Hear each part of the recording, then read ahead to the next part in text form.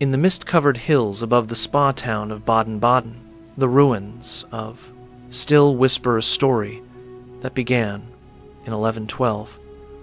A story of ambition, strategy, and survival inside one of medieval Europe's most complex political worlds.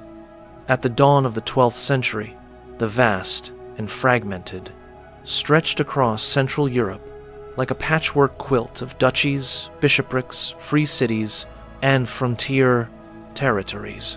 Power was rarely centralized. Instead, it was negotiated, contested, and inherited. In this shifting landscape, noble families rose and fell with remarkable speed. One such family, the House of Zähringen, was about to carve out a legacy that would endure for centuries. The turning point came in 1112. After internal family divisions within the Hermann II, son of Berthold II of Zähringen, formally adopted the title Margrave of Baden. It was more than a change of name. It was the birth of a new political identity. But what exactly was a margrave? The title, derived from Markgraf, referred to a count responsible for defending a frontier territory, a mark. These borderlands were vulnerable zones of the empire, often exposed to invasion or instability. Margraves were granted exceptional military authority and a degree of autonomy. In exchange, they were expected to guard the empire's edges. Baden was not initially a wealthy or dominant territory.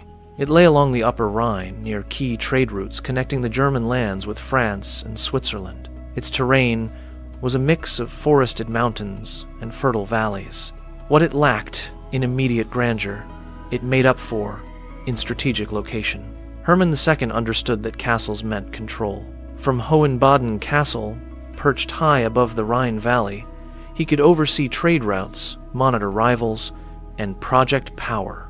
Medieval politics was as much about visibility as it was about force. A fortress on a hill was a declaration. This land is defended, governed, claimed. The Zähringen family had once harbored ambitions of ducal status in Swabia, but those hopes had been frustrated by imperial politics. Rather than fading into obscurity, they pivoted. Baden became their new base, their opportunity to build something lasting from what might have seemed a secondary inheritance. The early 12th century was marked by the investiture controversy, a fierce struggle between emperors and popes over who had the authority to appoint bishops. This conflict destabilized the empire and forced regional rulers to maneuver carefully between religious and imperial powers. In this volatile climate, smaller territories like Baden could expand influence by aligning strategically, offering military support, or mediating local disputes. The Margraves of Baden skillfully consolidated lands along the Rhine. Through marriage alliances, feudal loyalty networks, and calculated military actions, they expanded their holdings. Medieval state building was rarely about dramatic conquests. It was about incremental accumulation villages, rights to collect tolls, control over monasteries, and judicial authority. What makes Baden's rise remarkable is not explosive expansion, but resilience. Many noble houses of the period vanished within a few generations due to failed heirs, costly wars, or political miscalculations. The Baden line endured. The dynasty that began in 1112 would survive for more than 800 years, eventually transforming into a grand duchy in the 19th century before the German monarchies fell in 1918.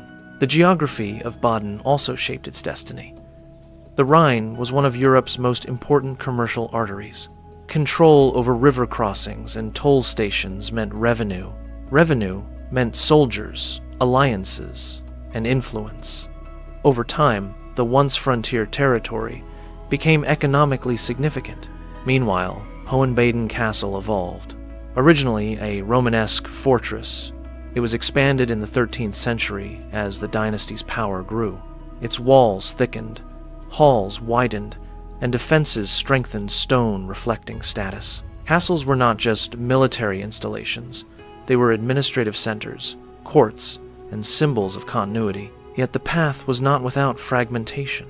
In later centuries, Baden would split into rival branches, Baden, Baden, and Baden-Durlach, due to inheritance divisions common in German principalities. But even these divisions did not destroy the state.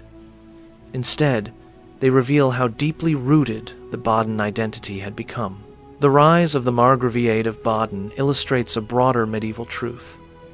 Power did not always belong to the largest or wealthiest realms. It often belonged to those who adapted. When denied ducal supremacy, the Zähringen heirs reinvented themselves as frontier guardians. When faced with imperial instability, they consolidated locally. When geography offered opportunity, they exploited it. In the grand theater of European history, filled with emperors, crusades, and sweeping battles, the founding of Baden might seem like a minor act. Yet it demonstrates how regional states formed the backbone of the Holy Roman Empire. These territories maintained order, collected taxes, administered justice, and shaped cultural identity long before modern nation-states emerged. Today, the ruins of Hohenbaden Castle stand silent above Baden-Baden, a reminder that great dynasties do not always begin with thunderous conquest. Sometimes, they begin with a calculated decision in 1112, when a frontier lord chose a new title, a new castle, and a new destiny. And from that decision, a small border territory became one of Germany's enduring noble houses, proving that in medieval Europe, survival was the greatest victory of all.